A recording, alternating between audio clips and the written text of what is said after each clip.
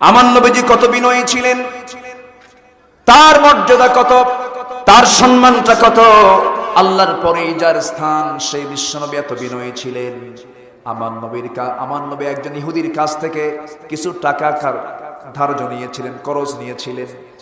নির্দিষ্ট দিন আসার আগে ইহুদি নবীর সামনে দাঁড়িয়ে এসে বলতেছে, মুহাম্মদ, আমি তোমার কাছ থেকে যে টাকাটা পাবো সেই টাকাটা এই মুহূর্তে আমাকে দিয়ে দাও।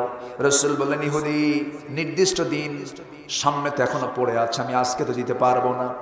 আমার নবীজির সেই দিন গায়ে ছিল একটা চাদর, চাদরের ধারটা ছিল একটু ধারালো। আমার নবীজির গায়ের চাদরটা ইহুদির টান মেরে যখন ধরেছে, নবীজির ঘাড়ের একটু চামড়া ছিলে গেছে, লাল হয়ে গেছে। আমার নবীজি বিব্রত বোধ করলেন, কিন্তু কিচ্ছু বললেন না। এই চিত্র যখন সাইয়েদনা ওমর ফারুক যখন দেখতে পেলেন, তিনি বলছেন, ইয়া রাসূলুল্লাহ, ইহুদি আপনার সঙ্গে যে বেয়াদবি করল, আপনি শুধু চোখের ইঙ্গিত দিয়ে দেন, এর গর্দানটা আমি উড়ায় দেই।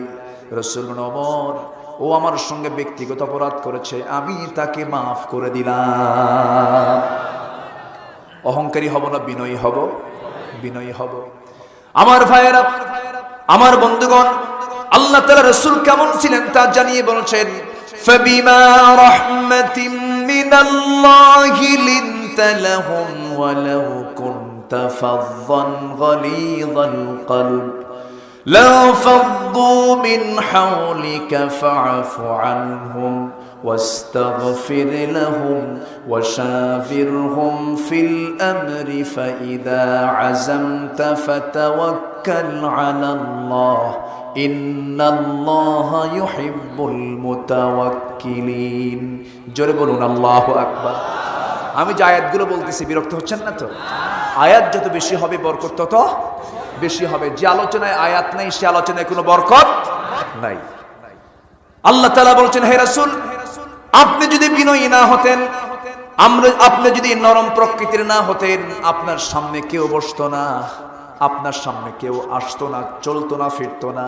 আমার নবী এত বিনয়ী ছিলেন, এত ফ্রি ছিলেন, ছোট্ট ছোট্ট বাচ্চাগুলো ঘন্টার পর ঘন্টা নবীর সামনে সময় নিয়ে বসতো, বৃদ্ধরা বসতো, সব ধরনের মানুষ নবীজির কাছে এসে সুযোগ পেয়ে যেত। আমার নবী একদিন বয়ান করছিলেন, পাশে একটা যুবক মিকদাদ রাদিয়াল্লাহু তাআলা আনহু দাঁড়ায় আছে, বসার জায়গা পায় না। আমার নবীজি বলেন, সাহাবী, ও মিকদাদ, বসার জায়গা তুমি পাচ্ছ না। আমার নবীজি গায়ের চাদরটা আস্তে করে খুললেন, খুলে বলছেন, মিকদাদ, আমার চাদরটা দিলাম, তুমি আমার চাদরের উপরে চাদরটা মাটিতে পেরে তুমি আমার চাদরে বসো। জোরে কোন সুবহানাল্লাহ। অহংকার না বিনয়ী? অহংকার না বিনয়ী? তিনটা জিনিস পতনের কারণ, ধ্বংসের কারণ, তিনটা বিষয় যার মধ্যে থাকবে সে তার পতন নিশ্চিত। এক নম্বর হলো অহংকার, নাম্বার 2 হলো লোভ, নাম্বার 2 কি? লোভ। আমার বন্ধুগণ, নাম্বার 3 হলো হিংসা। হিংসা যার মধ্যে থাকবে, লোভ যার মধ্যে থাকবে, আর অহংকার যার মধ্যে থাকবে, সেই লোকটার পতন খুব নিকটবর্তী। এই তিনটি বদগুণ থেকে আমাদেরকে আল্লাহ হেফাজত করুন। জোরে বলি আমিন, আরো জোরে আমিন। অহংকার করা যাবে না।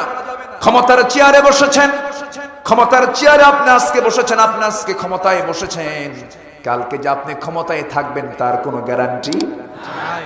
আসতে বলেন, তার কোনো গ্যারান্টি নাই।